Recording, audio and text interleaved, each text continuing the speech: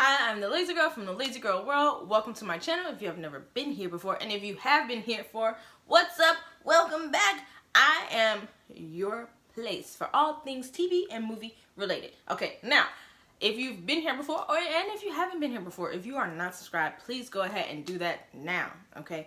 Do that now. Y'all think y'all gonna keep watching this and not subscribing? You must have lost your mind, okay? I'm called the Lazy Girl World. Let me tell you how many...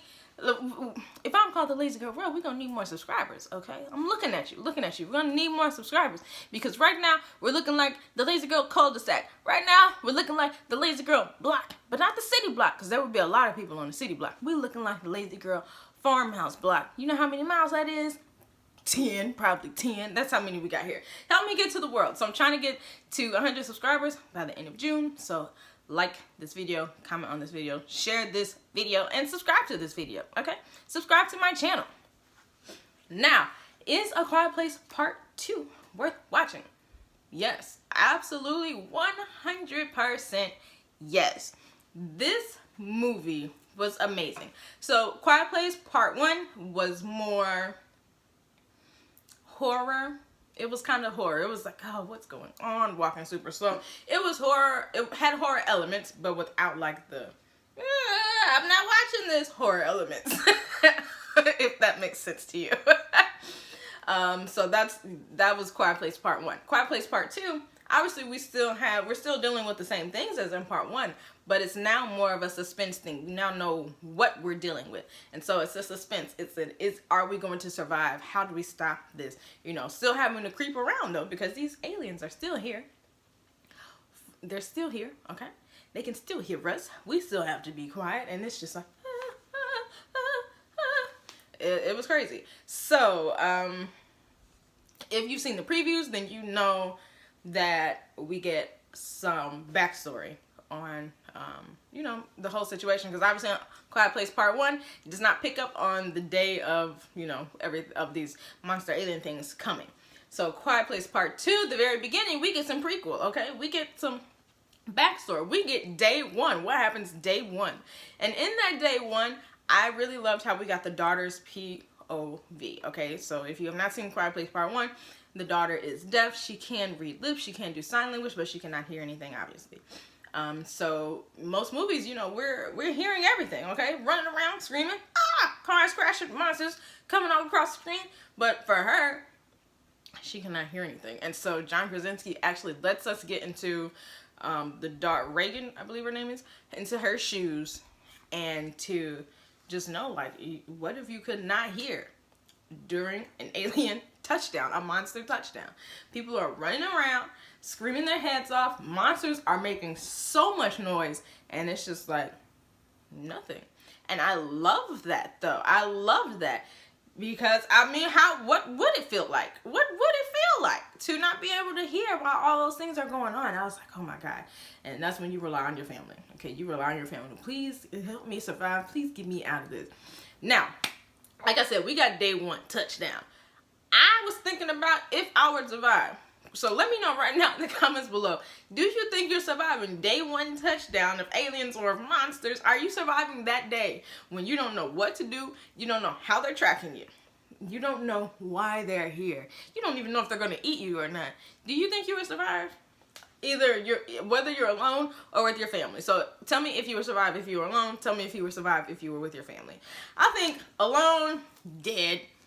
Absolutely dead. I think with my family, I think I can survive. Like, is my sister there? I think with me and my sister, we could get some things going.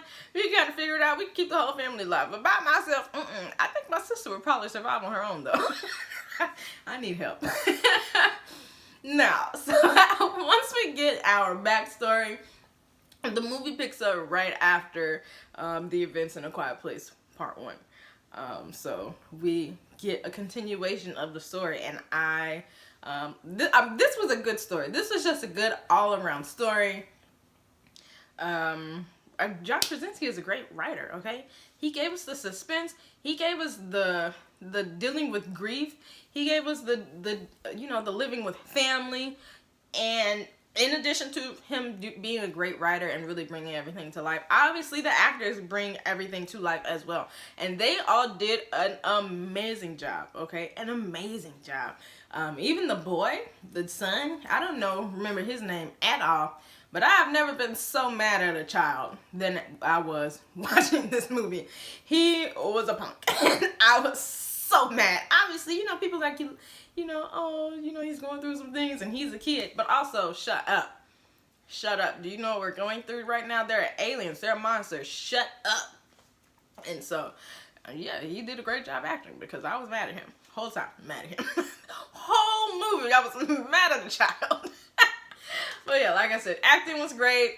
Script, great, okay? They answered more questions that we had from the last. They answered the questions that we had, okay? And I'm here for that. Answering questions, but still leaving some questions to be answered. So where you're like, are we gonna get a third movie? I hope so. The music, obviously, like if you just watched my Cruella one, you know how I said that in the Cruella movie, the music was essentially felt like it was written into the script. It was there in the forefront. This one was in the back, okay? The music, you couldn't really hear it. It was very much background, just there to build suspense, get the moment going, build tension, ease tension, whatever. Bring, fear if you need to be afraid of something. So I did like that. No words, obviously. Just music, just like a little violin string, a little viola. that's what we got. The last thing I want to say about this movie is this, okay? And it kind of brings it back to you and me, okay? To you and me. This movie just made me think you cannot stop your kids from growing up, okay?